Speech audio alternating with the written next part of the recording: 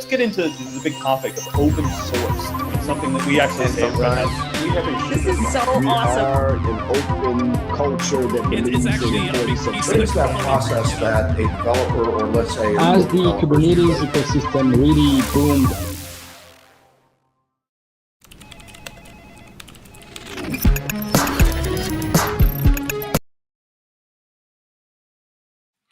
Hello and welcome to this week's Ask an OpenShift Admin Office Hours. I am Andrew Sullivan, joined as always, and well, usually it's Jonny without me, but joined as always by Mr. Jonny Rickard. How are you, Jonny? I'm good, man. I'm hanging in there. Trying to, anyways. How about you? If I had a tail, I'd be wagging it. It's a good day. It's beautiful weather outside. We are less than 2 weeks away from Summit, so it's things are getting easier. Building up to wind down, right? Like the end is near. Yeah, I'd love to say that that's true, but it's Summit is the end of this sprint, if you will, in the marathon.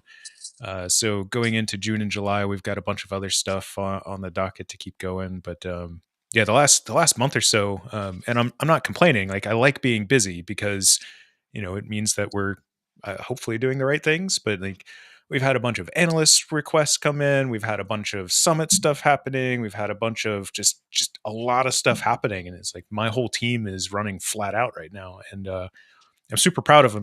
Super happy for all the stuff that they've been working on, and they're doing great work and all that. But Nice. like I'm anxious to get for things to go from 110% back down to the normal like 90%, so that way we have a little bit of breathing room. Yeah. Yeah. So you don't want to burn out, right? Like because eventually that pace is hard.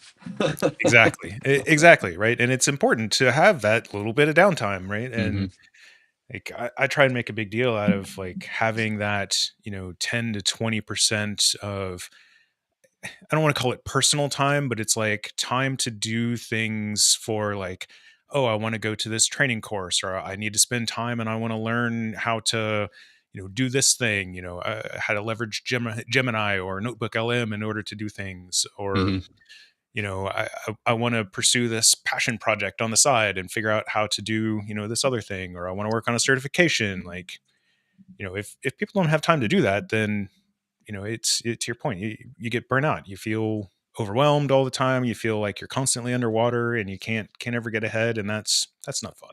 Yeah. So. Yeah. We have a new guy, and yeah, I saw him committing at like 1:30 in the morning, and I was like, hey, I'm glad that you're doing that. Like I appreciate that you're doing that, but let's not make that the norm. Like 1:30 in the morning, that's your time. That's Netflix time. That's that's time to decompress and get to sleep and stuff like that. Yeah. So. Yeah. I my team spans the globe. Literally, the sun never sets on my team. So, I try and take the approach of like your work hours are your work hours. Like if you wake up at 5 a.m. and you're feeling energized and like you want to write some code, by all means. But like make sure that you take time, maybe work from 5 to 7 and have breakfast with your partner, or take the kids to school, or go to the gym and work from 10 to 1 or 2, and then have lunch and go for a walk. And like I've known people throughout my career who they still only work 8 hours a day. They just spread it out throughout the entire day, so that way they can live their life during the day as well. Yeah. I've actually gotten a lot better about that. I used to just grind because you know how it was back in the day. Contracting, you had set hours and stuff like that. Like you were supposed to work within that grouping, and so it would just be a constant grind. And so now what I've done, or what I do, is I basically split my day up, right? Where like I'll do some stuff in the morning, take the kids to school, hang out, come back, feed the dogs, do breakfast, all that stuff, and then work for a little bit. And it's nice to be able to split it up and take breaks and stuff like that, because Yeah. I'm not focused all the time. Obviously, like if you've been around me for any amount of time, you know that. Well, it's COVID and the whole work from home thing, I think exacerbated burnout for a lot of people, because I think a lot of us assume that everyone is tied to their desk for 8 hours a day doing the things that they're supposed to be doing. And then you see people who are doing things at different hours and stuff like that.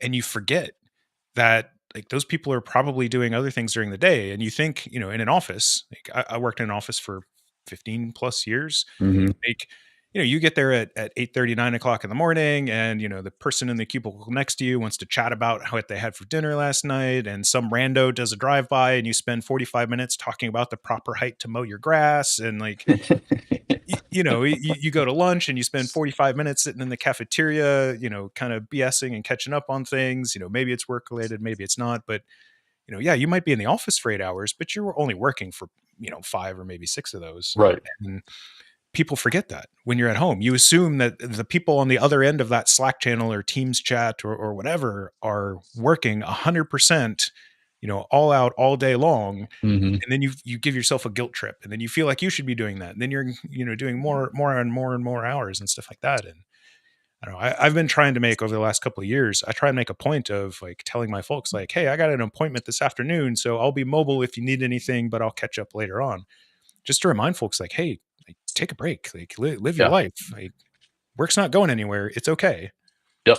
Yeah, that's how we are. And honestly, my manager, also Andrew, is big on that. Like, he's like, hey, you'll get it, right? You'll get your time. Just don't. It does not have to be all at once. Just when you feel the inspiration, get after it. But yeah, and to Aegis' point, I have a quasi routine.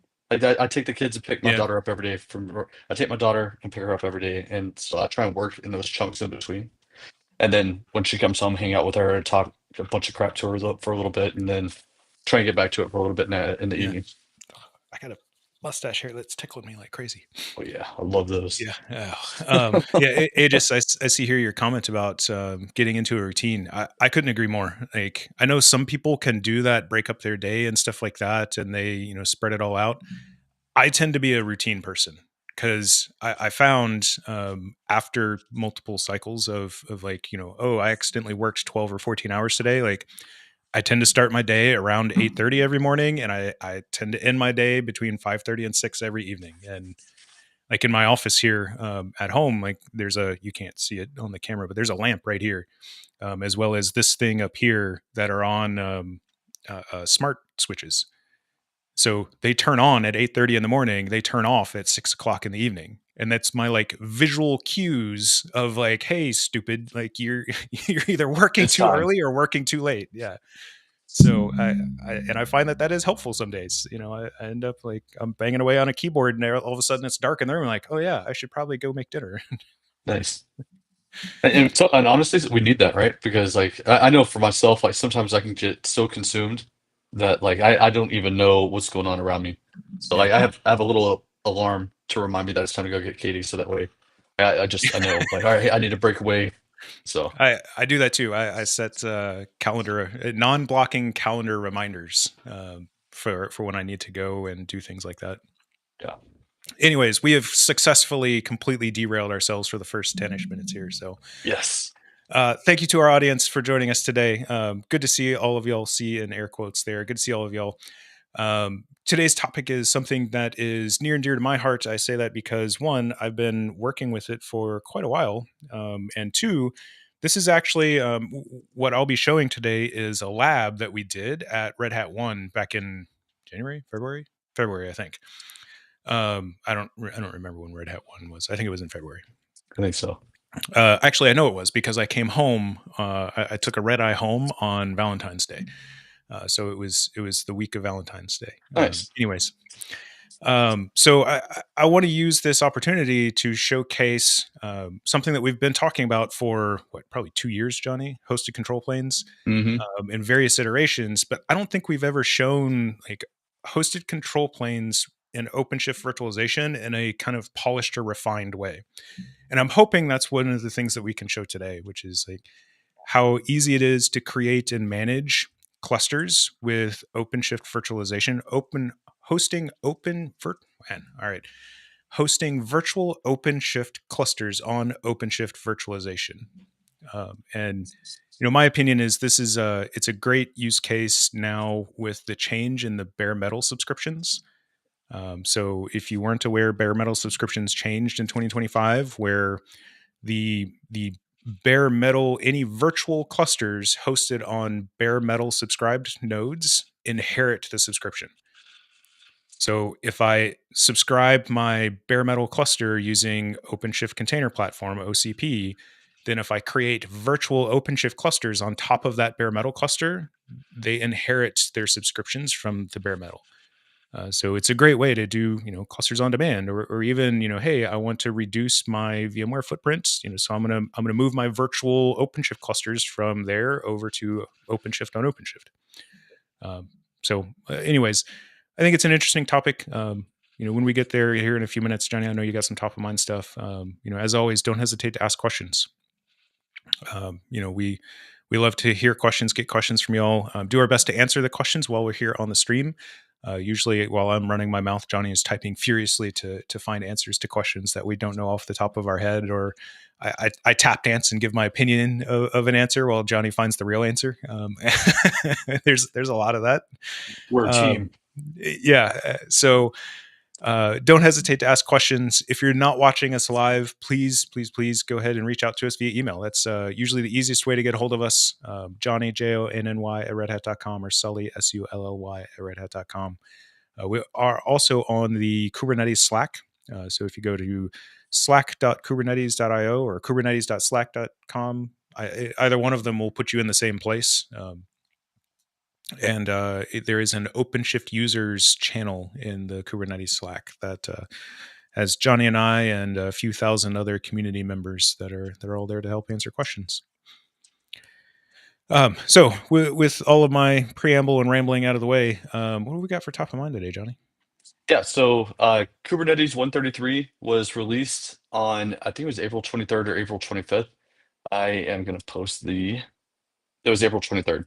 And so the reason why we didn't announce it sooner is because last week we had the what's next in OpenShift 4.19 PM product management roadmap, live stream, whatever it's called. I can't remember. Last week. There's so much to it. What's next is the roadmap. What's new is the what happened in this next release, which is not confusing at all. Yes. And it was actually really informative. Like first of all, pat on the back. I got the audio right this time, so like everything worked the way it was supposed to. So I was pretty impressed with myself. And then there was just a lot of good things coming out. Like there's a lot of stuff with the UDN stuff. We normally do a recap right after that, but because there were some things that we weren't sure about with the release of the live stream, so we push that to next week. So next week's topic will be a recap of what was in the what's next or what's new. I can't remember what the title was, and I'm just kicking my ass right now. But anyways, with this 133 release of Kubernetes, there are a lot of features that came out. One of the things that I noticed just quickly glancing through the release notes in that blog is that one of the alpha features that's coming out is that they're going to put an RC capability. So think of like a bash RC or ZSH RC, where you can have like environment variables that are unique to you as a user, but don't expose your credentials for the cluster or anything like that. So they'll still map down to your kube config, with that you happen to loop them back into that RC file, which is very, very nice when you're trying to set up an environment. And I think with this, if you're using native Kubernetes, OpenShift does this pretty well out of the box with the namespace or with projects and stuff like that. But this is going to help, I think, with a lot of those variables that we use and stuff. So I think it's going to be cool. And if you want to see all the things that came out in 133, you can go to this link right here.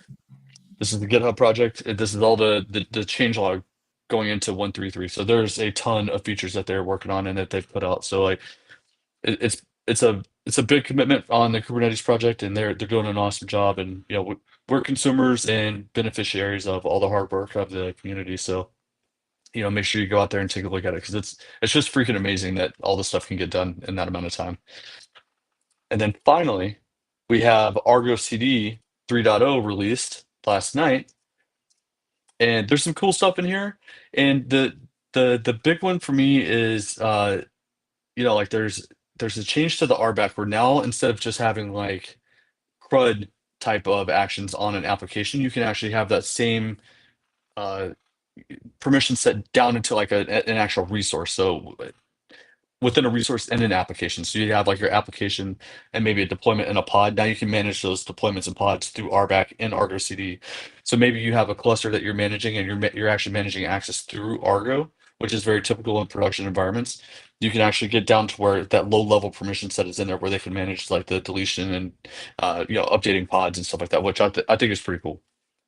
And then one of the other things that was in here that I was excited to see is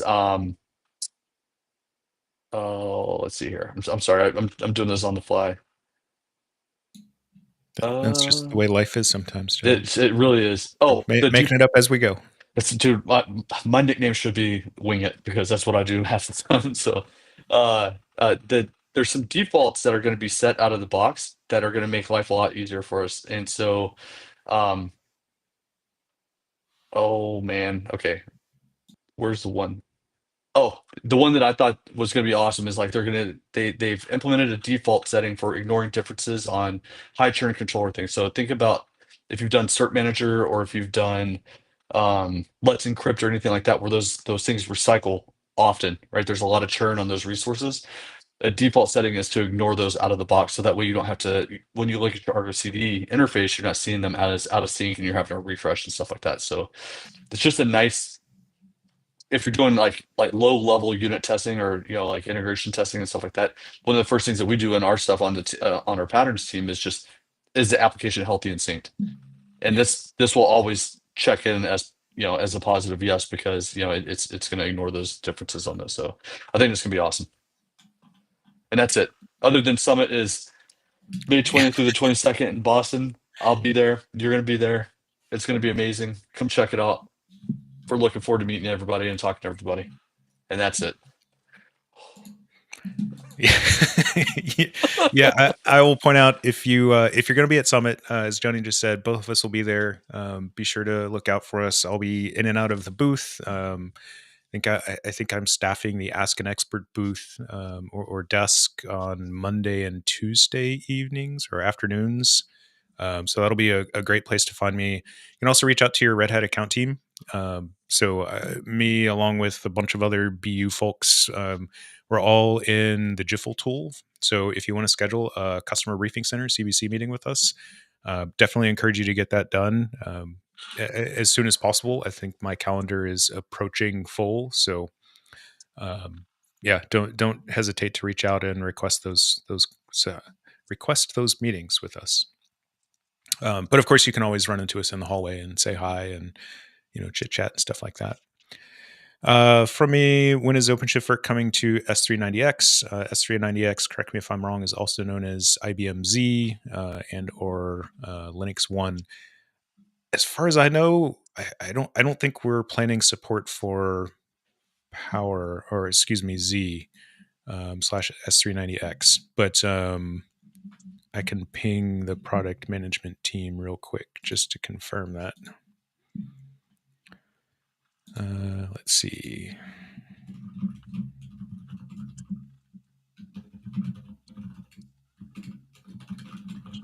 Sorry, I can't type and talk at the same time. No, I should be talking, but I'm reading all the chat.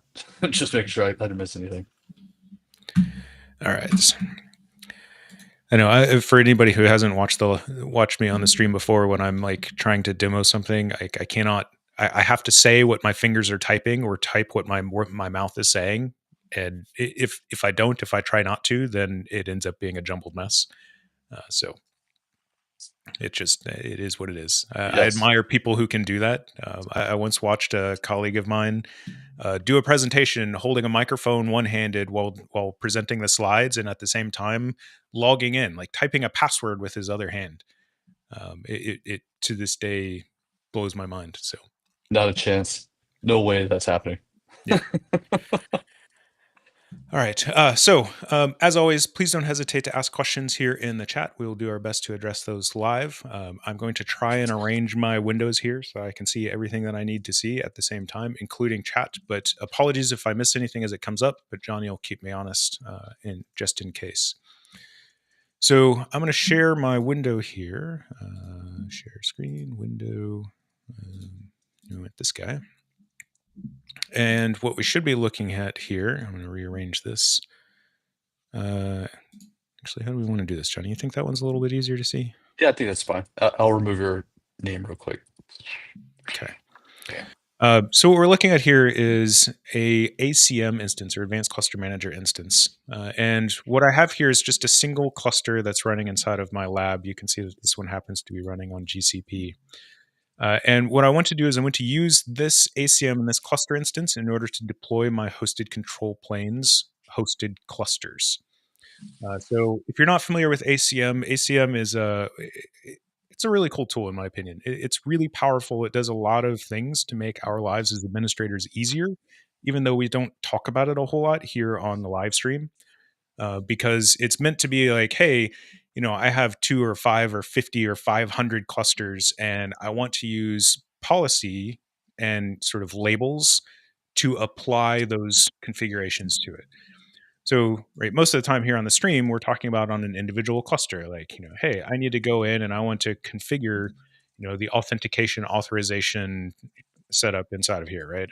I go to cluster administration and I go to configuration and, I go to OAuth. I should just search for it.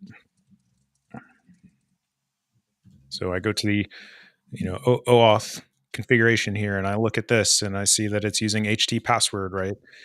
And, yes, I can go into each one of my clusters and do this. Or yes, I could use something like Ansible Automation Platform to go in and apply this configuration, or GitOps and stuff like that.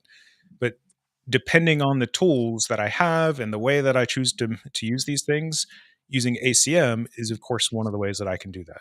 Right. So I can take that authentication configuration that I have right there, and I can put it in as a set of policies to be applied to my clusters.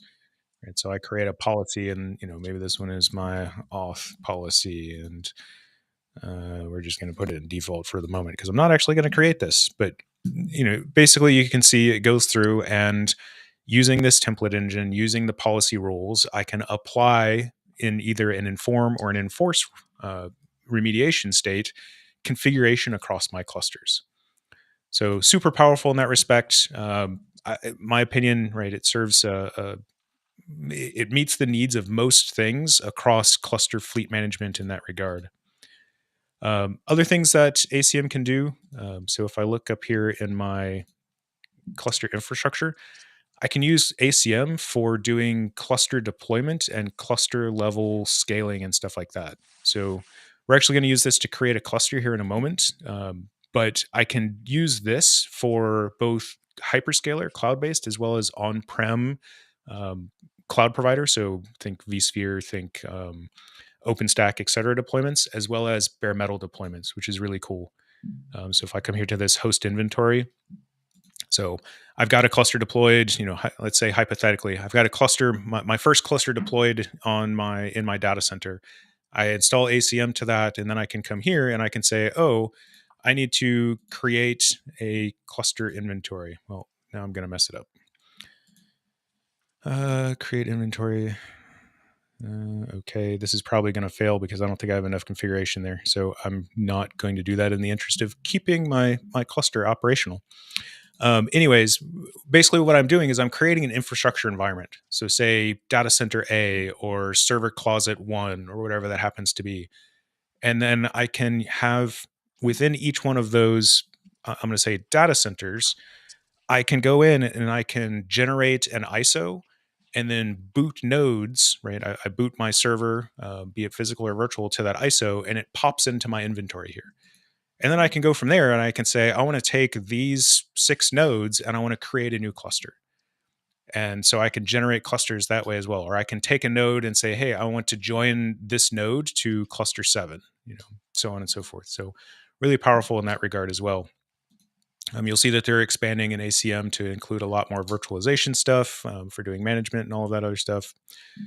There's also ACM does a great job, and I meant to open the dashboard for it. Networking routes.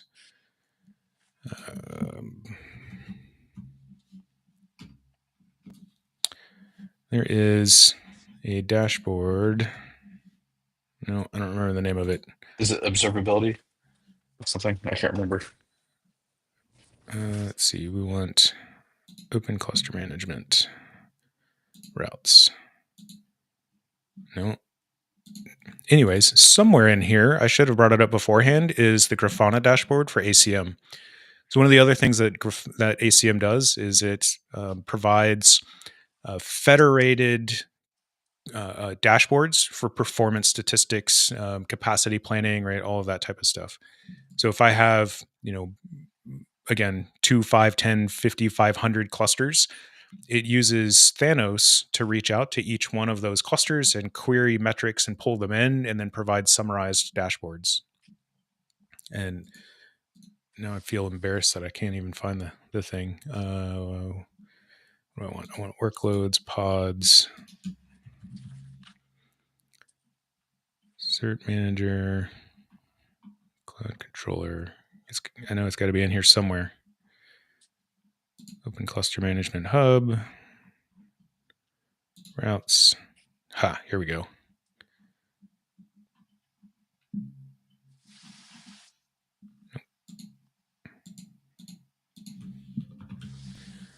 I'm not looking at the chat. If one of the ACM people is on, they're probably yelling at their screen right now. No. Yeah, I was actually looking at Slack too to see if Brad was yelling at us. Why can I not find this thing? Anyways, somewhere inside of my routes that I should have brought up beforehand is the ACM Grafana dashboard. I promise it's there. Maybe in the background, I'll see if I can find out where it's at. But anyways, so let's circle back around and allow me to refocus. So inside of ACM, I've got my cluster inside of here. We have also pre-deployed the parts needed for hosted control planes. So in particular, when I go here and I look at the, let's see, I want to look at local cluster and I want to look at add-ons, and I have the HyperShift add-on that's added in here. So HyperShift is the project name for hosted control planes. Hosted control planes is the product name or the feature name for HyperShift within ACM. So we've got the HyperShift add-on inside of here. MCE or multi-cluster engine is available by default with all of the OpenShift subscriptions. So one thing to note about hosted control planes is you don't need ACM to do hosted control planes. You can do it without ACM, but ACM makes it dramatically easier from a management and kind of scalability perspective. So just keep that in mind. The other thing to note inside of my cluster here is I do have OpenShift Virtualization installed. So you see I've got OpenShift Virtualization operator right here. And I don't have any virtual machines running at the moment, but that'll change here soon. So let's deploy a hosted cluster. So one, I'm going to go up here to create a cluster. I'm going to create this cluster on Red Hat OpenShift Virtualization. It is a hosted cluster. So that means that we're going to use hosted control planes. So hosted control planes, and I'm going to walk through this and show you what it looks like on the back end in a moment, is, if you're not familiar with it, it is decoupling the control plane workload from the cluster that uses that control plane. So typically when we deploy an OpenShift cluster, I have my 3 control plane nodes that are hosting all of the control plane workloads. Sometimes they're also schedulable. Sometimes they're also infra nodes, right? So on and so forth. But in this instance, we're taking all of that control plane workload, etcd, the API servers, etc., and we're hosting it in a different cluster. So the control plane is just pods, right? If I were to look at this underlying cluster, if I look at the control plane nodes, everything on there is running as a pod. So HCP takes that and just puts it somewhere else. So go with our hosted cluster. I'm going to use the built-in secret here. I'm going to give it a name. Let's see, what's the name that my lab guide suggests I use? So we'll go with my-hosted-cluster. Right. Cluster set is useful if I have a group of clusters that are all similarly configured, or if I want to do things like Submariner between them. Release image, I can choose which version of OpenShift I want to deploy into this cluster. So one thing about hosted control planes is it manages the lifecycle of these clusters, including things like upgrades. So as the, I'm going to say hosted super administrator, I can control when updates are applied to those clusters. It's not done from within the cluster. So I'm going to go with 417 just because why not? If I want to specify a different storage class for etcd, I can do that if I so choose. So, for example, we know that etcd needs low latency storage. Maybe I have a storage class that's backed by NVMe disk or something. I can choose that. I'm just going to go with my Ceph RVD one here. And then any additional labels. This is important within ACM because labels are how I have those policies and other rules applied. So basically, the moment the cluster pops into ACM, if I have my labels identified here, it'll begin pushing policy down to that cluster. After that, I need to identify my node pools. So HCP, Hosted Control Planes, uses Cluster API to manage the members, the compute nodes associated with that cluster. So Machine API is what has historically been used by machine pools within an OpenShift cluster. However, we're slowly making the move over towards Cluster API for sort of all of those Machine API things. I don't think it has been fully changed over. I think there's still a few platforms that aren't there, but for sure, Hosted Control Planes was the first one to use Cluster API, and all of the node pool offerings use Cluster API.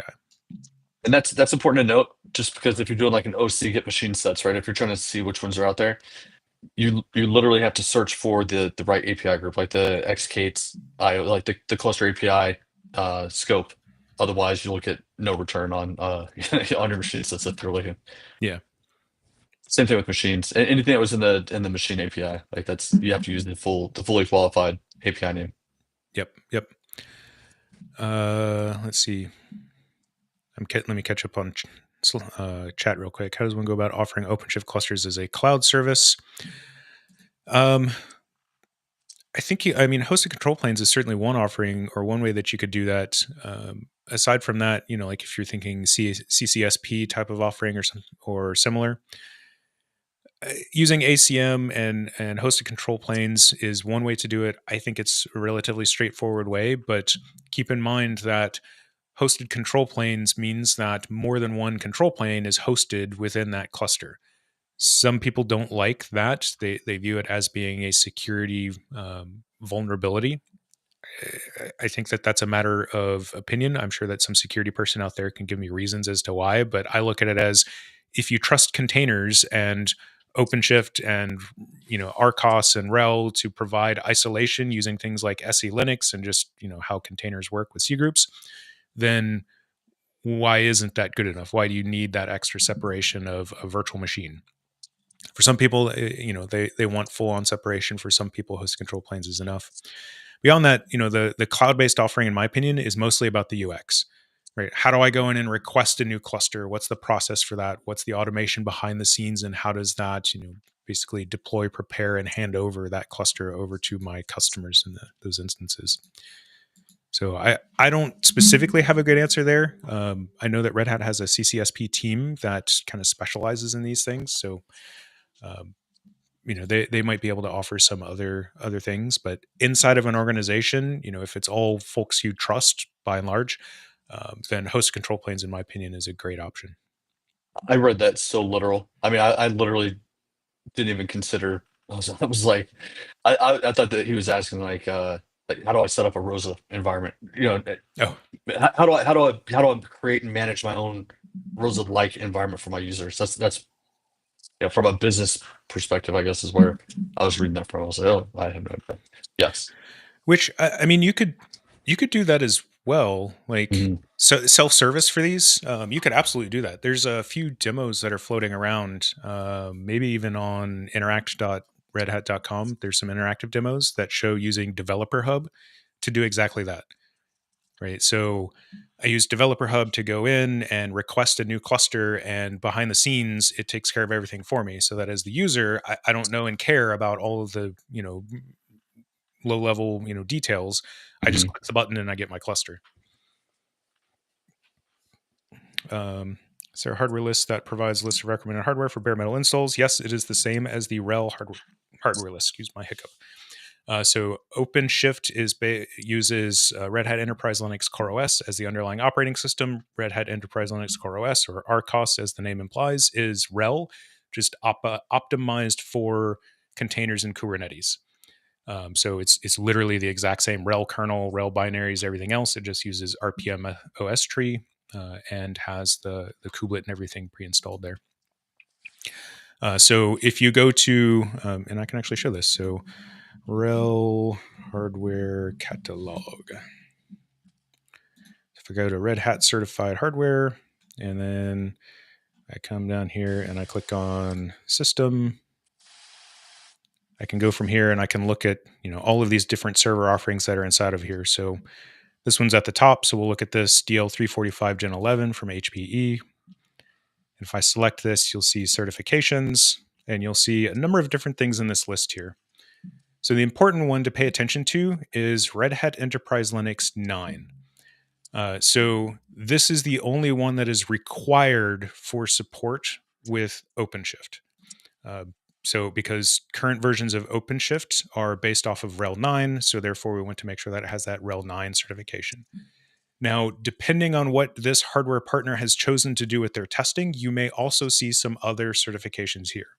So for example, you see OpenShift Container Platform 4.13 and plus, 4.12, etc.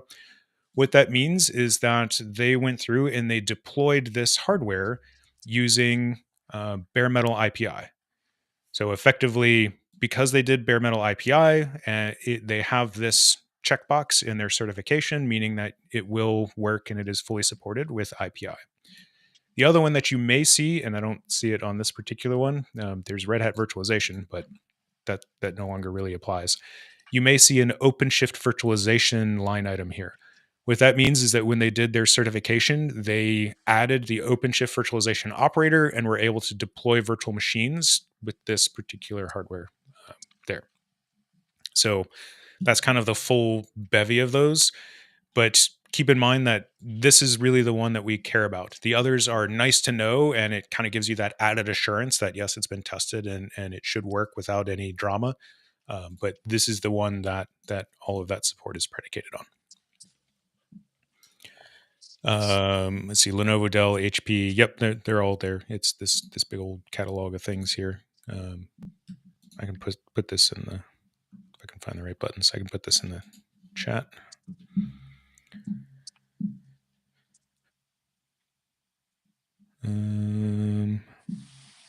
Price list for bare metal subscriptions. I have no idea what the prices are. I work for the BU, so I don't. The sales folks, the account teams are the ones who know prices of things. When I get brought into conversations and people ask me that, my typical, tongue-in-cheek response is, I don't know. It's all free to me because, I'm in the BU. I just subscribe things and it works with my employee account. So yep. I'll have to ask your account team about costs. So node pools. So node pools are how we define the compute nodes that are associated with our cluster. So what's going to happen, right? On the previous instance, I defined my cluster details. So what's the cluster name, etc. And what will happen when we go and create this cluster is it will deploy the control plane, and then we use node pools to define what is effectively the same thing as a machine pool. So this is how we associate compute nodes with our hosted cluster. And because you notice it's not asking me like, what's the provider for these? It's because remember at the very beginning, we selected that this was an OpenShift virtualization cluster. So a few things to note here, right? I just have my node pool. You can create more than one node pool if you want. So for example, if I have, maybe multiple OpenShift virtualization clusters available to me, if I have, different characteristics that I want to have, I want one node pool that is just standard generic compute nodes. And then I have another node pool that has GPU attached virtual machines, right? I can do all of that. Auto repair, if we hover over this, it tells you that it will automatically repair nodes using machine health checks, which basically means if the virtual machine fails machine health checks, it will automatically go in and remove that node and replace it with a new one. And then the root node options. So this one is where I can set the size of the OS disk for my underlying virtual machines, along with if I want to use a specific storage class, etc. when I'm creating those. So I'm going to leave these as is. I don't need to change anything there. And click next. It gives me a nice summary. Then I'm going to click create. Oh, why is namespaces clusters not there? That's probably because I think I need to. Alan, you're probably listening and you're probably laughing at me because I thought that I could just skip ahead in my lab guide and not actually follow the directions that are in here. And this is after Alan and I were just talking about how like you have to follow the lab guides when you're doing these things. Did you install multi-cluster engine? Yeah, it should all be in this. Okay. One. Yeah. True to point up here. Step 12 is click the. Let's see. We want to go to local.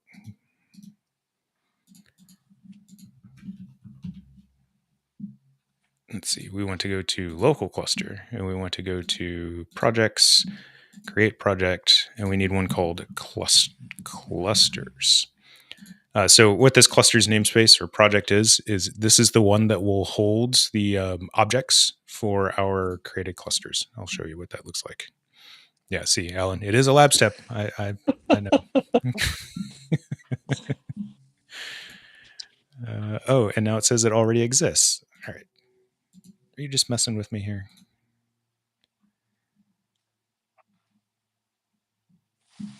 Well, now it's just messing with me. All of these objects already exist. Clusters, workloads.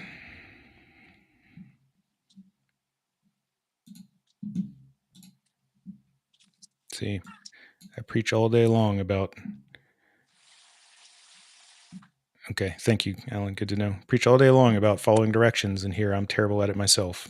The worst, yeah. No. Let's see. Apologies if I do a lot of switching back and forth on y'all. Well, I'll explore around a moment and find out what's going on here. Projects. So I want hosted. So there's this clusters, my hosted cluster. What's going on in here? Oh, look, it's provisioning things. So it appears that even though it failed over here, it's actually going forward. Yep. Okay. Yeah, Alan should see there in the chat here. I'll put it on the screen. Alan is saying is it does create it if it doesn't exist, but it gives the error. So in the lab guide that he wrote, it creates all of those things. And confusingly, you see that I can no longer actually create this through the UI, even though it's been created. So if I switch back over here, so we see, so what's happened here in the background. So if I do OC get hosted cluster -in clusters, yep. You see I have my hosted cluster object inside of here. So this is why I needed that clusters namespace to exist so that it could create that object. And then what happens is the operator then creates this other project, which is the clusters - my hosted cluster. And this namespace is where it is now when it's not being difficult, where it is now going through and provisioning, deploying all of those control plane workloads. So if I come down here to pods, I go to my clusters, my hosted cluster, you can see here is all of my pods being deployed. Here's my 3 etcd instances. Here's Kube API server instances.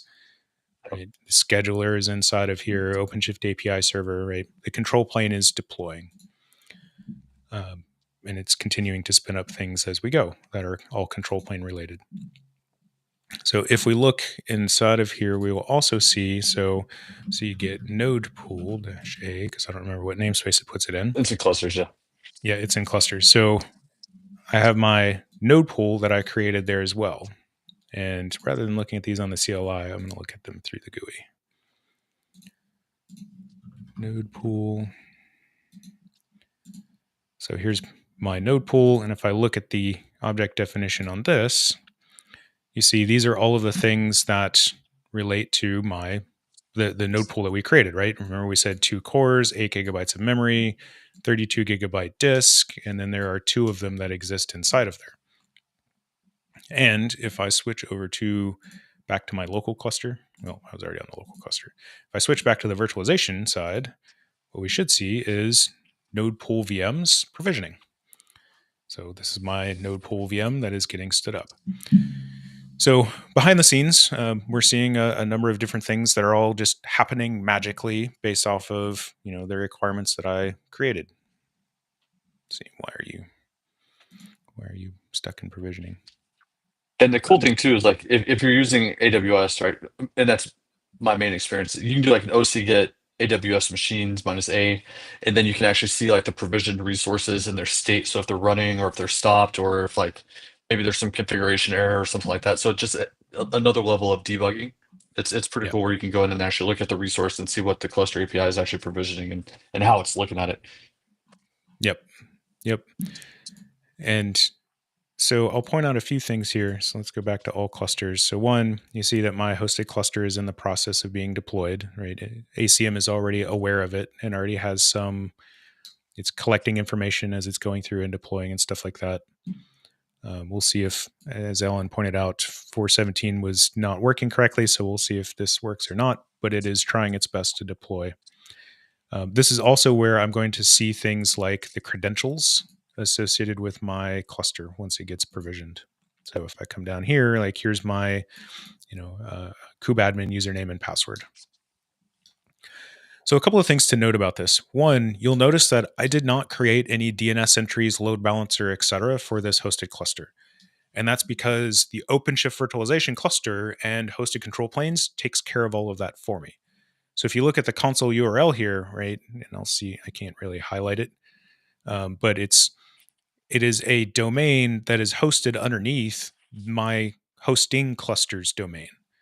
So I've got this Red Hat workshops.io URL, and then I have the cluster-t6tnt is my demo.redhat.com instance. And then under here, so this is my apps.cluster name for the hosting cluster. And then I have my hosted cluster, which is the name of the hosted cluster I created. And then I have an apps subdomain for that. So apps.myhosted cluster, and then the normal console URL from there. So it abstracts all of that away so that I don't have to worry about when I'm provisioning those. I don't have to worry about external things. It just uses the service paradigm inside of the hosting cluster and routes in order to get everything to where it needs to go correctly and properly. So dramatically easier in that regard when I need to stand up those things. And then you also notice it does have a cluster API address, which is in this instance, it is a IP address. You can override that in the configuration if you want to use a DNS name. So we'll let this thing go about its merry way. I'm going to ignore that for now since it seems to have passed that. Welcome to our virtual machines. So my VMs have been provisioned and are in the process of deploying. So basically at this point, we're waiting on machine config to go and apply the configuration for this cluster. So a couple of things to note when looking at this cluster. If I were to try and go to my console URL at this moment, it's not going to be reachable. And that's because the console and the ingress controllers run on those virtual compute nodes. So even though the control plane is up and running, until those compute nodes come online, at least 2 compute nodes come online, then my ingress and my console are not going to be available for my hosted cluster. Yeah, and your hosted cluster could be actually like it'll say the control plane's provisioned and stuff like that. It's waiting for the node pool to finish its provisioning and checking in. There's like, I think it's this, it's the history status marker under status that it's waiting for it to be completed. Where when it finally says like, hey, I'm completely done. It takes like in AWS it takes like 15 minutes, if that. Yeah, we can see that this one is. That one's got a good green check mark, so that's good. So see no nodes appear because they haven't fully joined the cluster yet. So we're still waiting on those to provision. I don't know if that's ifong or lfong. Created a virtual machine on OpenShift virtualization. Want to know how using the VM to connect to the internet. So the easiest way to do that is if you have it connected to which should be the default, connected to the SDN. So here, let's get rid of that. Let's create a project. We'll call this AOA for Ask an OpenShift Admin. I'm going to create a virtual machine in here. I'm going to use an instance type because it's the easiest way. I'm going to create a RHEL 9 virtual machine. I'm going to use the U1 small instance type. And then down here, I'm going to click Customize. So on the network settings, by default, every cluster will have this pod network available to it. Effectively, what this does is it puts the virtual machine on the OpenShift cluster SDN and then just NATs it out to the world. So it'll have direct access, or indirect, I should say, access to the internet from here. If you want to connect it to, for example, a VLAN or something like that, then it gets a little bit different depending on what you want to do. So there is a blog post that I need to find.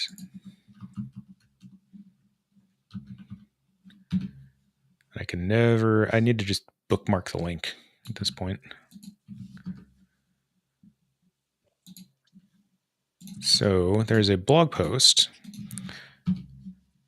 right here. So this is written by Matt Sekar, who is one of our amazing TAMs, that walks through a couple of different ways that you can connect a virtual machine more directly to the internet or to your network.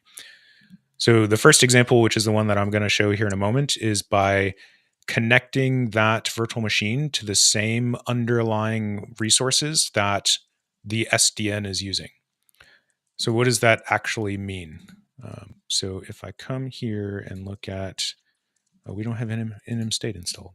All right, let's install nm state. First, we need nm state.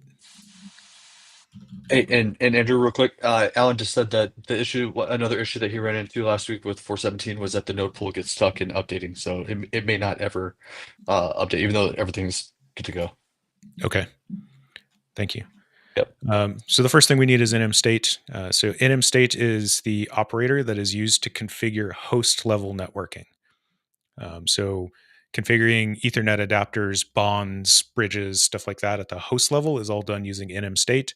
And then we connect our virtual machines into those host level networking constructs using Multis, and specifically the network attachment definition CRDs. All right, so deployed the operator. So now we need to create an instance. I don't need to change anything here. And then once that deploys, the console is going to alert me that there's an update and I'll need to refresh it.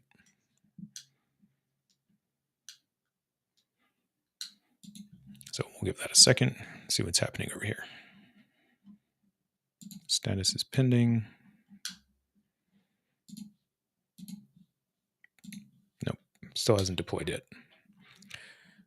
Anyways, maybe this will work, maybe it won't. When I'm ready to, right, up here is my download kubeconfig.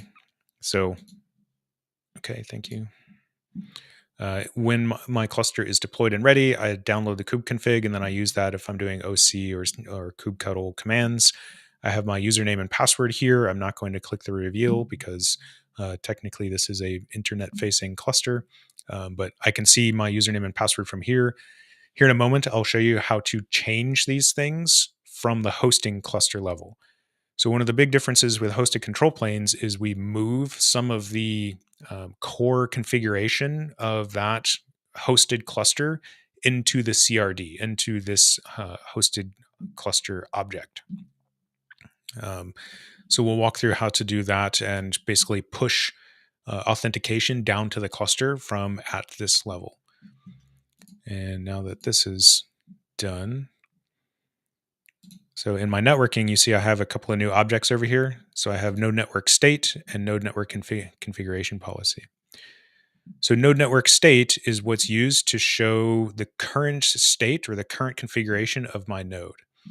And if I click on, let's see, those are control plane nodes. So if I click on a worker node here, it tells me everything that I have here, right? ENS4, I have the BREX OVS bridge, which is the one that is created and used by OVN Kubernetes. And then I have the various OVS interfaces that are used by OVN as well. If you didn't know, in recent versions, we have this little tiny button way up here that'll now give you a graphical representation of that. Oh, that's dope. Yeah. So if you didn't know that, yeah, it's it's pretty cool. I like this thing, and I'm getting, I can click on each one of these and I can get information about it and its configuration. They're continuing to make improvements to this. Recently, it was I found a bug where it had these two things sitting on top of each other, which was very confusing because they're both BRX, but one of them is not like the other, as you can tell by the little icons. Mm-hmm. Oh, that's awesome. I love that. Yeah, so this is telling me, what all of my networking looks like. So basically, if I'll switch back over to here and then zoom in on one of these. So you can see that I've got this one, it put a little bit out of order, but basically BREX is on top of ENS4, and then it is supporting this BREX config, which is actually the one that's being used by OVN Kubernetes. So this is an interface, whereas this is a bridge, even though they're both called BRX. Slightly confusing, but that's the way OVN Kubernetes does it, right? So what I want to do is effectively, I'm going to create a new object that connects into BREX here. And then I'm going to use that to connect my virtual machines so that they have the same connectivity out to the outside world. I don't know how well, I will admit, I've never done this in GCP, so I don't know how well it's going to work, but I'll show you what it looks like. So if we switch over here, all I'm going to do is create a node network configuration policy, and I'm going to just create a new bridge map directly against that existing OVS bridge, BREX. So I'm going to do this through YAML at first, but I'll also show how to do this through the GUI. Yep, don't need to do anything else there. So if I were to do this through the GUI, all I need to do is go create from form, and then I can do things like, I want to create a new Open vSwitch bridge. Well, this one defaults to BR0. Whatever ports I want to put on there, ETH0, ETH1. Or maybe bond 0. I don't need spanning tree protocol, but I do need a vSwitch bridge map because this is what it uses to match the network attachment definition to that underlying bridge device. After that, I can optionally apply node selectors. So if I have 20 nodes in my cluster and 5 of them have a network configuration that uses bond 0 and 10 of them use bond 1 and the other 5 have no bond, right? I would select my nodes appropriately for there. So once we have that connected, so our NNCP is progressing. So once we have that created, I create my network attachment definition. And we're going to connect this to a secondary local net network. So what that means is local net here is referring to a local network device on the host. So remember with that previous network attachment or a node network configuration policy, I created a new bridge map, right? Local network device. And that's what I'm going to connect my virtual machines into. So we'll call this br-local-network. And the bridge map is whatever we called it before, br-ex network. And that needs to match what we created over there. We have the same name.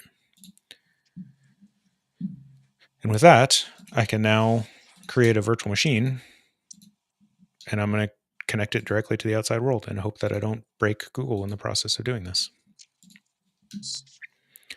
So I go to network. This time I'm going to edit the configuration and select my bridge network. So that was the one I just created, that network attachment definition I just created.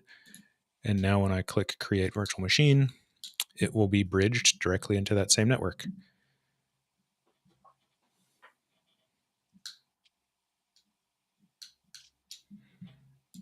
Let's check on our nodes over here. Yeah, upgrade failing. So to your point, Alan, it did not work on the node pools. Let's see if our console is working. Oh, it is working. Okay. Yeah, it should be good, yeah. It just doesn't like the upgrade for some reason.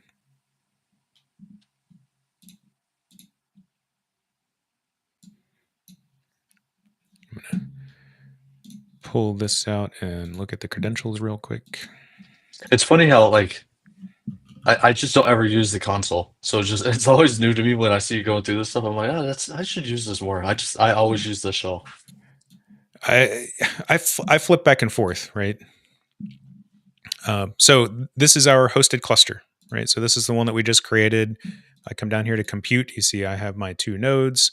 And if I come back up here to my virtual machines in my hosted cluster, so my node pool dash W9 CRC, and then over here I have my node pool dash W9 CRC. So these are the 2 nodes that equate to the node pool over there. You can see that just like if you've ever used EKS or similar, right? Even though I'm logged in as kubeadmin, I don't see a lot inside of here, right? My administration is limited, if you will, in what I can do because some things are controlled at the hosting cluster level. So that's why, like, at the compute, there's only nodes, right? There is no other configuration that I'm able to do inside of here. But a lot of, aside from that, it's an OpenShift cluster, right? I can go in and I can deploy all the normal things that I would deploy inside of here. I can host my applications. I can scale my nodes up and down, although that happens at the parent cluster level. Yep. So yeah, lots of stuff. It's a cluster, and I can do all. I feel like I'm being redundant. I can do all the things that I want to do with it. Yeah. And to your point earlier, like when you were leading into it with the policies and stuff like that, right? Like you can move if you needed to move secrets around, right? You can move secrets around through policies and stuff like that. This is a good example of like where you'd spin up a cluster and then you would assign like maybe you have some label to it, right? That's prod or QA or whatever, right? And then that gets the in ACM it can apply a policy that would deploy an OAuth configuration for QA or for prod or whatever. Yep. So maybe in prod you're using GitHub OAuth and in QA you're just using HTTP password. It could push that out, and it's I love those control planes. Yeah, it's really, I don't know. I like them as well. I know people have concerns in various ways. Usually, the biggest one that comes up is this putting all of my eggs in one basket, right? Meaning that this one cluster, local cluster, now hosts. At a minimum, I'm putting multiple control planes into a single cluster because my compute nodes don't have to be in the same cluster. I can provision virtual machines in a different cluster if I want. I can add or I can have a hosted control plane that uses bare metal servers as its compute nodes and so on and so forth. So, this cluster becomes more critical in that regard. If it goes down, it's going to affect multiple clusters because all of their control plane nodes were hosted here. And if we look, so if we go to hosted control planes, high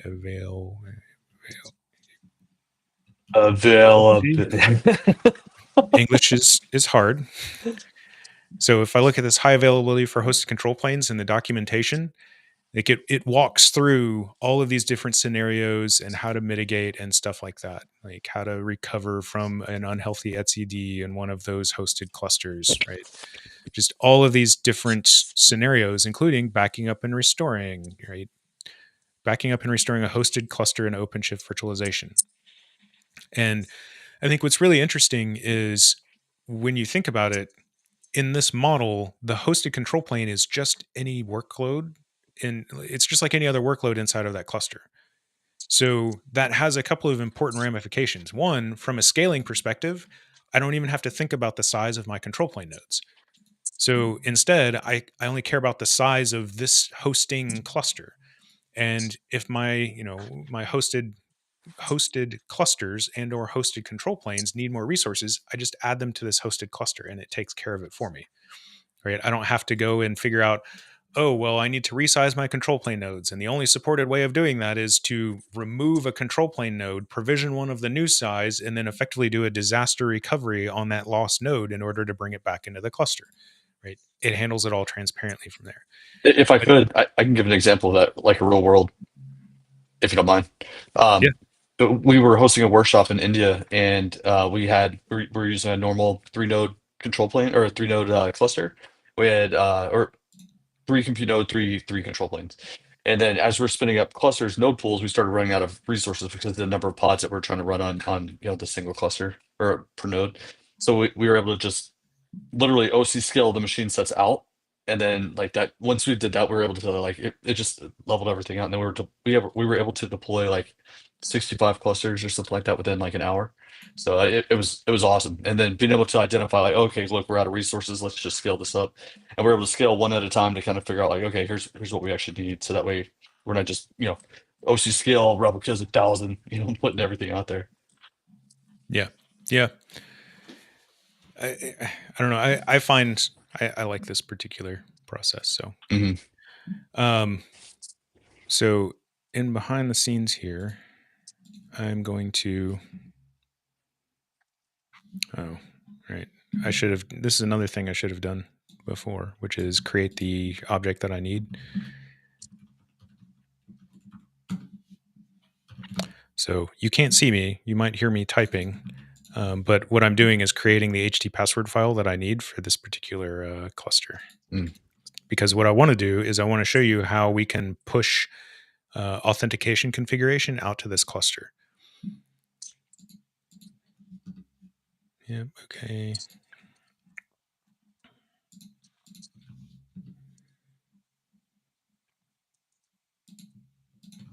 Is that in the lab guide? Yeah. Literally copy and pasting commands. I'm just doing it in a terminal window off to the side, so that way I don't give away the credentials. I just remember HT password dash BBC, whatever it is, and then yeah. All right. So what I did in the background here, I created an HT password file. So literally all I did was HT password -c -B -lowercase b, and then I added my user with a password inside of there. I then took that HT password file and I added it as a secret to the hosting cluster. So more or less, if you're familiar with over here in the OpenShift documentation, when I look for, where's it at? Configure, I went authentication and authorization, and then, all right, where did you go? User owned identity, understanding identity provider. Nope. Where is HT password? Clearly, I'm still getting used to the new documentation layout. Here we go. Creating an HT password file. Basically, I followed this part of the documentation there for creating an HT. So you see HT password -c -b -b, and then added a user to that, and then not with Windows, and then we created a secret for that. So OC create secret generic using that file. However, I did not do it in the OpenShift config namespace. Right. Instead, so this is my hosting cluster. Instead, I created that in my clusters namespace. So you see here's the HT password secret that I just created a moment ago that has the contents of the HT password file. I don't know why that word was so hard to find, or words were so hard to find. So now that I have that secret defined at the hosting cluster, remember this is the cluster where the control plane is running, I go and update the CRD, the configuration for my hosted cluster. So I'm going to come down here to administration, and I want custom resource definitions, and I want hosted cluster, because this is my hosted cluster object. And of course, you don't have to do this through the GUI. I'm just doing it through the GUI because it's the easiest way to show it to folks. And then what I want to do is down here in the spec section where I have the configuration for my control plane, right? This is where I define things like, is this a FIPS cluster, right? What is the base DNS name that it's using for, all of the URLs that are inside of here, right? What's the etcd configuration that it's setting up for it, so on and so forth. So somewhere underneath spec, I'm going to plug in my configuration stanza. So just like you would do, here I'll switch back over to the local cluster. So just like we saw earlier, where I go in here to the OAuth config, and I would plug in this, identity provider thing, right? This is the same thing, right? OAuth, identity providers, HT password, so on and so forth. So with that added in here, I click save. And now behind the scenes, the operator is going to implement that, right? And this is how we get our particular user information to be put in there. So one thing to note, if you did not already record, you notice that it logged me out. If you did not already record the kubeadmin password, it is now lost to you. So sorry. The certificate-based authentication will still work, but basically, just like if you were to remove the default configuration in any other OpenShift cluster, it's also gone from here. And if you wanted to watch this on your hosting cluster, you could actually go and look in the pods, get the pod status of OpenShift authentication out of clusters-my hosted cluster namespace. Yep. So now we can log in with my user and the password that we set. And now I'm logged in as just a regular old user, right? So I can switch back over to my administrator. You'll notice that as a regular user, just like with any other OpenShift cluster, I cannot access like the compute side of things and all that. Instead, I'm just deploying my applications. I can create my own projects. RBAC and all of that is managed in the normal way. So I can go in and define my user and cluster roles, or namespace and cluster roles, so on and so forth. So to Alan's point here in chat, I don't think this is going to work when we try and scale our application, but I can certainly attempt. So I can call this AOA-app, app. And then I want to switch over to developer, and I'm going to add, and let's see, all services. So I'm just going to deploy a quick and easy Apache HTTP server inside of here.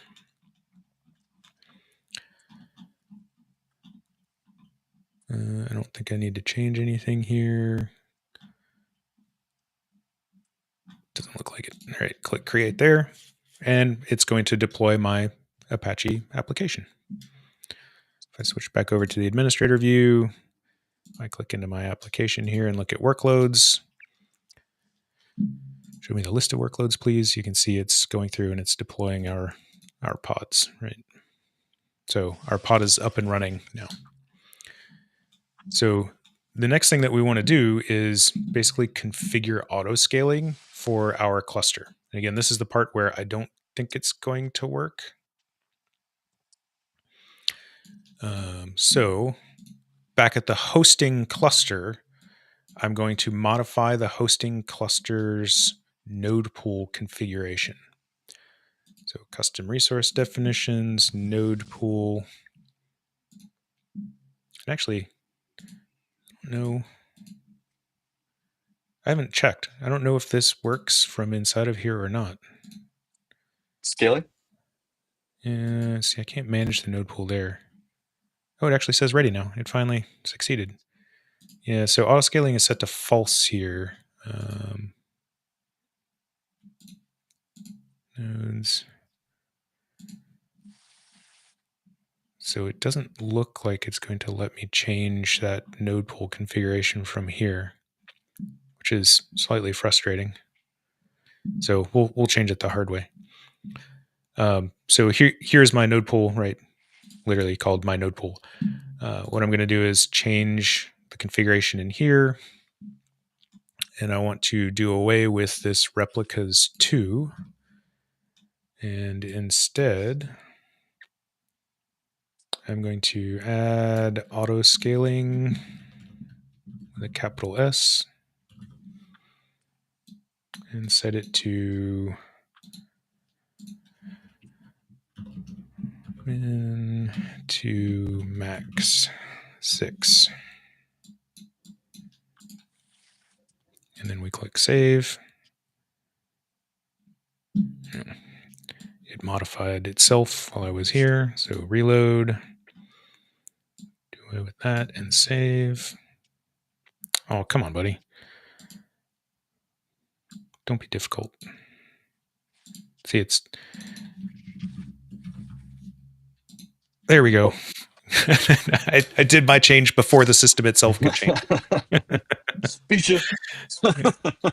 So now, if we come back and look in the ACM side of things, you see it's updated to reflect my new auto scaling configuration of min2 and max6. Right. And if I were to go in and so look at my pods, you can see that I have my pods running inside of here. Switch back to the developer view. If I click on this guy, so let's say actions, I want to edit pod count, and let's bump this up to like 10. 1 million. So it's going to go through and it's going to deploy, 10 more pods. And what's going to happen is you see there's a bunch of these that are running and or container creating, but there's some that are in the pending status. And that's because what we've done is we've run our 2 nodes out of resources. So if I switch back over here, over here and look at my virtual machines in the right namespace, you see that I now have a 3rd node that is going to get provisioned. This is the one that I created as the example for connecting to the outside world. Mm-hmm. Yeah, it looks like it did not get an IP address, which is almost certainly because this is running in GCP, and I don't think it works that way in GCP.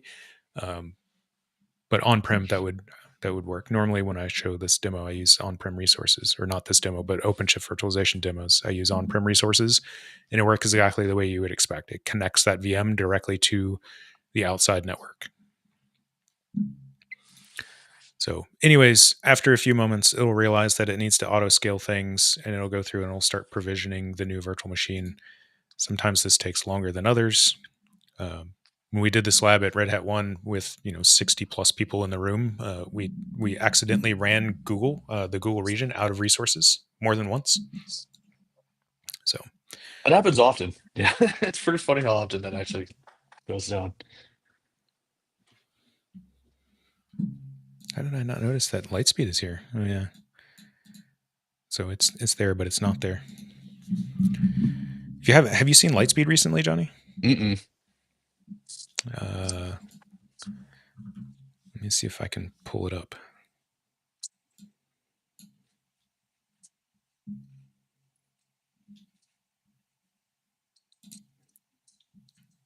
Come on, buddy. Oh, Alan said it's a 5-minute timeout before it initializes the auto scale. Okay. Well, good. That'll give me a chance to show off LightSpeed. Too many windows open. So I'm going to stop that screen share, and I'm going to replace it with this one. And then I'm going to change the geometry of our screen here. So this is a OpenShift virtualization cluster. It's run by the engineering folks, and I use it sometimes for various demos and stuff like that. So I'm logged in as myself. I'm not an administrator in this cluster. You see that I have a single virtual machine inside of here that is not currently running. So one, with OpenShift LightSpeed, I can ask it all kinds of things. So like, how do I, we'll say, live migrate a virtual machine? And it'll go through and it walks me through the process using the web console, navigate to virtualization virtual machines, right? Select migrate from the menu, right? If you want to do it from the command line, if through the API, so on and so forth. But it also understands like VMware terminology. So how do I vMotion a VM? So that's cool. It'll think for a moment, and it'll come back and it'll tell me, you don't vMotion VMs with OpenShift virtualization. You live migrate them. And then it walks through the live migration process. Sometimes it's a little slow. It's cool though. I mean, so that way you don't have to change the way that you interact with it, right? Yeah, you're not having to talk to it a specific way. That's cool. Yeah. But the really cool thing that I like, and I'll start this process while this thing is thinking hard. So I'm going to turn on this virtual machine. And you'll notice that it won't start. It says unschedulable. And I don't know why. I have zero desire and zero, cycles to spend on this. So, here it goes. It finally came back. So how do I vMotion, right? In OpenShift, the equivalent of VMware's vMotion is called live migration. So LightSpeed has some awareness of where you're at in the cluster. So down here, I have this attach context. So I can say, I want to attach the YAML and I want to attach the events for this virtual machine and say, why is this VM unschedulable? You have to say it the European way, schedulable. So why is this VM unschedulable, right? So it has awareness of where I'm at when I click the plus, but it doesn't have permissions to actually access those objects, which is why we attach them as the context here. So I attached my information here and basically said, hey, why is this error happening, right? Why am I seeing this? And what it'll do after a moment here is go through and tell me, oh, there's a node label mismatch, right? The VM has a node selector defined as node type. This will fail because I intended for it to fail, right? This label does not match any available nodes in the cluster. So in order to, and you see here, to resolve the unschedulable status, you can update the node selector or you can add tolerations. So it tells me exactly how to fix this. And there was one recently, I should have known better and I shouldn't have deleted the virtual machine. I had created a virtual machine in here and for whatever reason, the disk failed to provision. So it was just stuck in the provisioning state. And so I went in and I said, okay, tell me why this VM is stuck in provisioning. It said, oh, it's because the PVC hasn't created. So I went to the PVC and did the same thing, attached the PVC as context and said, why isn't this PVC provisioning? And it said, oh, because the storage class is reporting this. So I went to the storage class and did the same thing. Why is the storage class reporting this? And it came back and said, oh, because the storage system is reporting this error, blah, blah, blah, and basically walked me through exactly how to fix the error that I was seeing with that. So LightSpeed's getting better and better. Like, this is really exciting to me. Like, that's awesome. Yeah, I think it's really neat. I enjoy it. And I like asking it random questions sometimes. So, create a virtual machine connected to the SDN. I like to be polite because, when the machine uprising happens, I don't want to be first. Dude, I'm always like that. I'm always telling Google, thank you. So.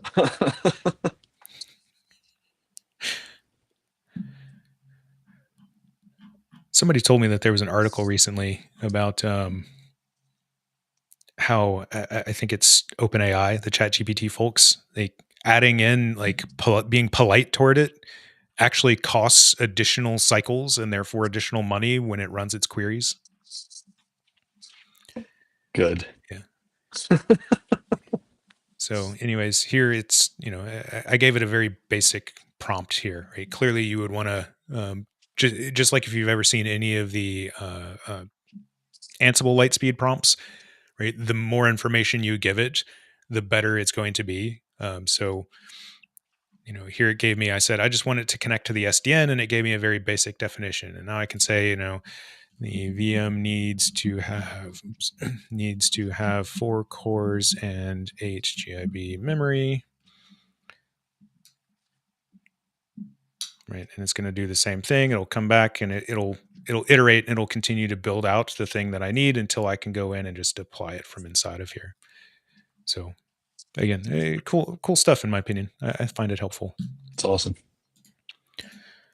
Enhance. We've had that conversation before of, I look at all the AI tools. They're exactly as you said, they are an enhancement. They are not a replacement. Mm-hmm. They make it easier for me to do my job faster. Let's see what's happening over here. Clearly 5 minutes is not expired. I don't know why the 5-minute timeout happens. But anyways, eventually it'll time out and we'll get to the point where it is trying to deploy, let's see, 12. Yeah, it should have triggered already. This is probably this is still 417. Alan said that 417 was misbehaving. That's probably why. Did your node pool numbers go up at all? I don't. Yeah, like it's maybe so. yeah. Okay, no, it's not doing anything. Yeah.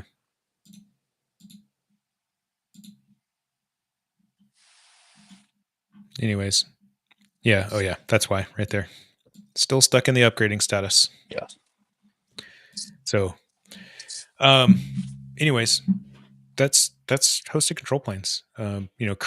Destroying virtual or destroying clusters is the same. I can go up here and go to destroy cluster. Detach cluster is a ACM thing. Mm-hmm. So it won't like decouple or detach the nodes from the control plane or anything. It just removes this cluster from being managed by ACM. Check for VMs first. No, still not a new VM there. I think it's because it's still in that upgrading status. Yeah. I'm almost positive that's what it is. So if I wanted to, right, so upgrade cluster, right, you see I can choose which node pools I want to upgrade. Well, I would be able to if it wasn't already in the process of upgrading. But anyways, I can choose which version I want to upgrade it to. There's upgrades rollout strategies, which include either upgrade in place or upgrade in place or replace.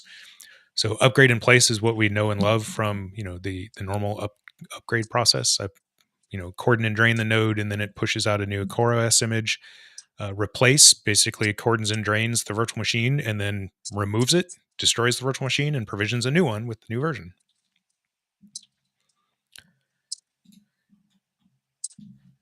Is there anything else? Yeah, the upgrade process isn't going to work. Normally I would demo that, but because it's stuck in this upgrading process for some reason.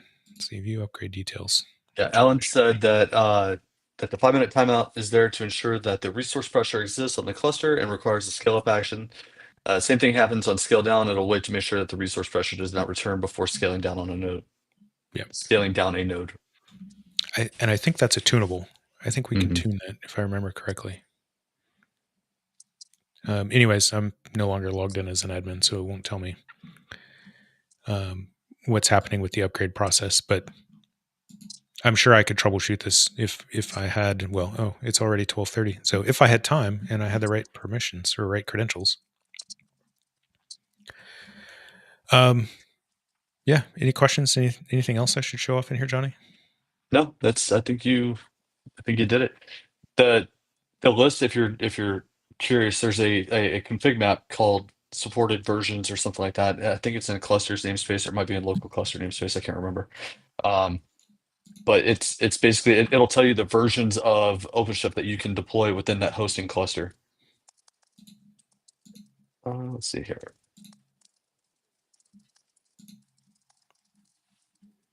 I don't see it in clusters. Cluster. Or maybe it's multi-cluster. I might have. It's a thing. Yeah, I know what you're talking about. It's in here somewhere. I'm just stream.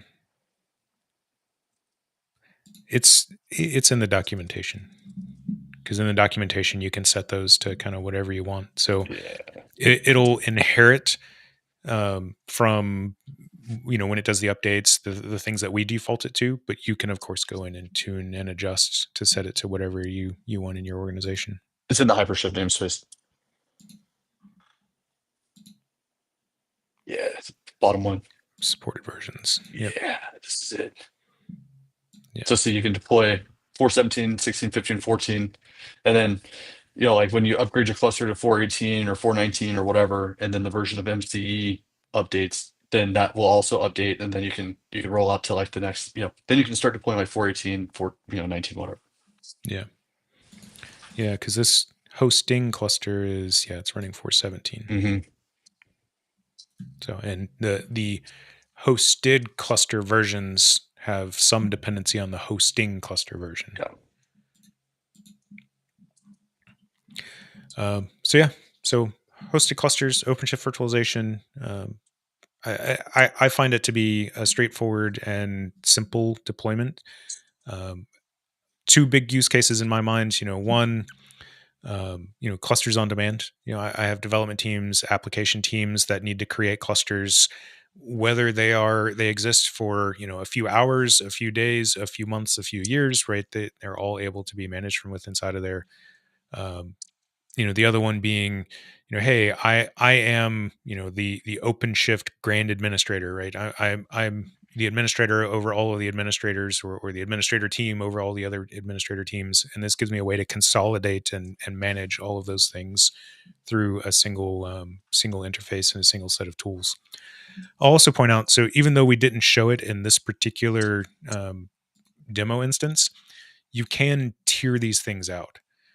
So here I deployed both the hosting control plane.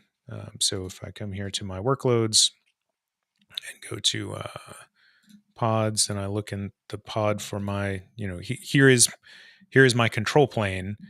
And then I also have, my virtual machines all running. Oh, there, it's provisioning a new node. So it finally fixed itself. There we go. And I have my compute nodes for my hosted cluster in the same cluster. I don't have to do that. So I could have, in AWS, for example, I have my main management cluster that's running. And then at, data center A and data center 1 and data center, square, I have hosting clusters that are running OpenShift virtualization. So I can deploy from my central management cluster, I create my managed cluster object or hosted cluster object, and I create it targeting that data center square hosting cluster, and it'll instantiate the resources inside of there. And I can even further tier it out. So I could say, from my management cluster in AWS, create a control plane in cluster 1 in data center square, and create compute nodes in cluster 2 in data center square. So that way I have like all of these things sort of distributed across all of the different resources that I have available to me. And at that point, this central management cluster becomes my ACM hub for pushing out policies and configuration across all of those. If I'm using GitOps, it can become my, Argo CD host, again, for pushing out configuration and managing configuration across all of those. Thank you, Alan. So, there's just a ton of different ways that I can deploy these and manage these across all the different resources that I have available. Note that tiering out one also helps to distribute like control plane workload and where it's at. So that way I'm not having that, all my eggs in one basket problem. And another thing to note too, like if you're really like in a pinch and you're trying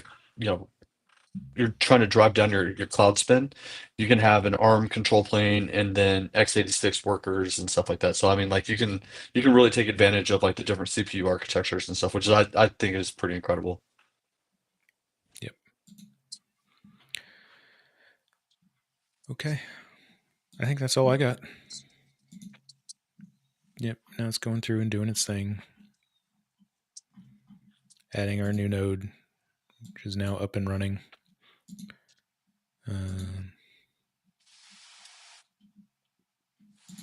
Hasn't popped in yet, but it'll be there. All right. So that's all I've got to show. If anybody has any questions, please go ahead and get those in the chat now. If you're not watching us live, if you've been listening to us or anything like that, as always, you can reach out to us. Jonny, Jonny at redhat.com, or Sully, Suloy at redhat.com. Happy to answer any questions, put you in contact with, the product management team or the other folks who are responsible for hosted control planes. I know somewhere my team has a document that's like hosted control planes architecture considerations and stuff like that. I don't think it's been published yet, but it's one of the things that we want to get published. Keep an eye out for more stuff that's happening there. And, I know that we here on the stream, this is probably the 4th time that we've talked about hosted control planes. But it's one of those, like, hopefully you're seeing a clear progression in the capabilities and the use cases here. Again, I look at it as, and I feel like this is an easy one for moving my virtual OpenShift clusters from other hypervisors and onto OpenShift natively. And again, with the bare metal subscription changes, it makes a lot of sense in my opinion. Yeah, we use it for speed of deployment. Honestly, like it makes sense because we're spinning them up and tearing them down multiple times a day. We keep talking about doing a cluster install live stream again, because it's been a while since we did one. But whenever we do the cluster install live streams, we always have to schedule. Like, I know today we went an hour and a half, but we always have to plan for like 2 hours because deploying clusters takes so long. But you saw I deployed a cluster here in like 10 minutes. Yeah. And really, it should have been faster if it weren't for this, upgrade bug that's happening. But Pudak, what can explain the fact that suddenly one of my control plane nodes lost its configured IP and went into not ready state? I mean, most likely it would be something like the VM.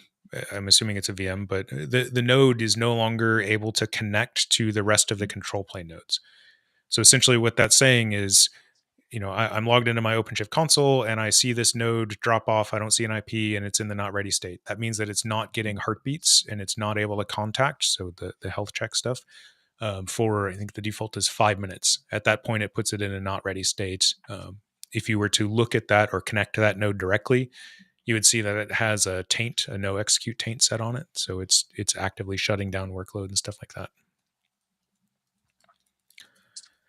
I have a basic question from James. Is it possible if a node that is running on a VM fails that the VM can be restarted on another node statefully? Yes, absolutely. So I won't be able to show it in the lab that I have here, but I can reshare this screen. So essentially what happens is virtual machines are like any other workload that's running inside of the cluster. So if my node were to just disappear, it's going to go through the normal progression of things shutting down and restarting. So as I just described with whoever that was, Pudak, and the control plane node, when a node becomes unreachable, it goes into the not ready status. So by default, it takes 5 minutes, 300 seconds for the control plane to deploy a node not ready. At that point, it starts another set of timers for restarting workload that was running on that cluster, or on that node. So with virtualization, we want to take an extra step to fence that particular node. And the reason for that is because persistent volumes. We don't want that cluster node that is, not reporting or not otherwise able to connect to the control plane and therefore get declared not ready to actually still be running our virtual machine workload. And then I restart the virtual machine or I start it again on another node. And now the virtual machine is running in two places and I accidentally corrupt its disk. So we utilize fencing agents in order to do that. So the most basic one is the node self-remediation operator, used to be called the poison pill operator. That will basically, there's an agent on the node that if it is up and running and just network isolated, it'll just reboot that node. So that way it releases all the workload. And then there's an equivalent agent that's still running on the control plane that says, oh, the node went ready, not ready. The node has not responded in 5 minutes. I'm going to wait an additional 60 seconds for it to reboot. And then I'm going to forcefully restart all of the workload. So that's more or less what fencing does. There's other fencing agents. So if I have, if I'm using bare metal machine sets, and I have machine health checks configured, I can use the bare metal operator to reach out and physically interact with the bare metal management controller and restart that physical server. There's all kinds of other stuff there that can happen. So end to end, depending on how you tune and how you adjust the configuration, that high availability restart will take anywhere from about 90 seconds up to like 6 or 7 minutes, depending on which fencing agent you're using and how aggressively you have those checks and timeouts set. The best way to find more information about that is from the KCS. So I don't think I'm logged in. No, I'm not. So there's this fencing and VM high availability guide. So I will paste that link here into the chat. And that'll walk you through all of the different things. Let's see. Thank you, TC. Appreciate your compliment. Upgrades. So I didn't show it because that thing was flailing about as we were going through it. Where's my switch back to the all clusters view here? But in order to upgrade a cluster, you basically use this same interface. So I would click here, right? If it wasn't currently stuck in this upgrading status, I would be able to go in and I would be able to say, I want to update or change the version of my cluster. You can see you have this upgrade cluster. I'll be able to select which version I want it to update to. But again, it's currently broken. And that's just a quirk of my lab. That's not like fundamentally broken. Mm-hmm.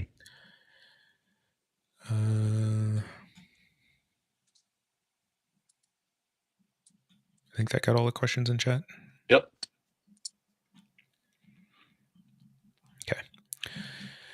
All right, Joel. Thank you for joining us. We appreciate all of your questions, all of your inactivity. If you see anything here, if there's anything you have questions about that you want to ask more about, again, don't hesitate to reach out to us. Here we can turn our emails back on here. So you can see our email here on screen. Again, Jonny, Jonny at redhat.com, or Sully, Sully at redhat.com. With that, we're streaming next week, Jonny? Yeah, we're going to do a recap on the what's next. Okay. So if you, the what's next presentation is like 90 minutes long, lots of in-depth information in there. So if you missed it, we'll do a recap of it and focus on some things that are important to administrators. But that is the roadmap presentation for OpenShift. The what's new presentation, I don't think it's been scheduled for 4.18 yet, or what's the next version? 4.19. 4.19. Yeah. So I don't know when that'll happen. I assume for sure sometime after Summit, but I don't think too far after Summit. Last thing I've got is just keep an eye on the redhat.com blog. It's probably going to be very noisy over the next few weeks as just a ton of stuff is getting published about Summit and all the happenings that are going on there. I'm pretty close with the OpenShift virtualization stuff. I know that there is a ton, like 20 plus OpenShift virtualization sessions that are happening, as well as a number of customers who are going to be presenting. I think there's 2 in the day 1 keynote that are going to be talking about OpenShift virtualization. So lots of really cool stuff. I haven't seen all of the details for the day 2 keynote, which remember is the more technical one, but what I know of it, it's going to be pretty awesome. I'm really excited. Nice. If you've seen me recently, when I sit in the when I'm sitting in the tower, if I'm sitting in the office with the whiteboard behind me, that whiteboard has the flow for the day 2 keynote, the big demo on it. And so I always blur out my video because I don't want to give it away for people or anything like that. But like, I am super excited to see that one come together. I think it's going to be really awesome. Put it this way. It had my boss, who is a vice president, writing Python code. Like, wow. I think that's pretty amazing. When we've got a VP who's writing Python code in order to like showcase it and, get things or show capabilities, and just he's that excited about the things that we've got going on, which is awesome. That is awesome. Yeah. All right, y'all. I'm going to click around some buttons. Jonny, any last words? Hey, thanks everybody for all the conversation. It was awesome. Alan, thanks for all your help, and really looking forward to Summit and seeing everybody there. Yeah, likewise. TC, any homework you can provide? I don't have any homework. If you want to learn more information about hosted control planes, what I would suggest is, so one, this lab that I showed, everything that I walked through, you can reach out to your account team and ask them to give you access to an instance of it. So it's available through at least the end of May, is what I've been told by our HTTP team. So reach out to them and ask for access to the Red Hat 1 hosted control planes lab. To get us ready for the next AOA. No, I don't think so. If you want to watch, if you have time, if you're in the car and want to listen to the roadmap presentation and any questions you've got, you want to bring to the next one, by all means. Other than that, we'll probably find something interesting, because interesting, or at least what Jonny and I think are interesting from a technical perspective. See if we can find something to demo or something like that next week as well. Yeah. The roadmap presentation, it's always hard to gauge how long those conversations take. Sometimes we can get through them in like 15 minutes, and sometimes it takes like an hour. Yeah. All right, Jonny, I will see you next week. Thank you, everybody. Have a great rest of your week. See ya.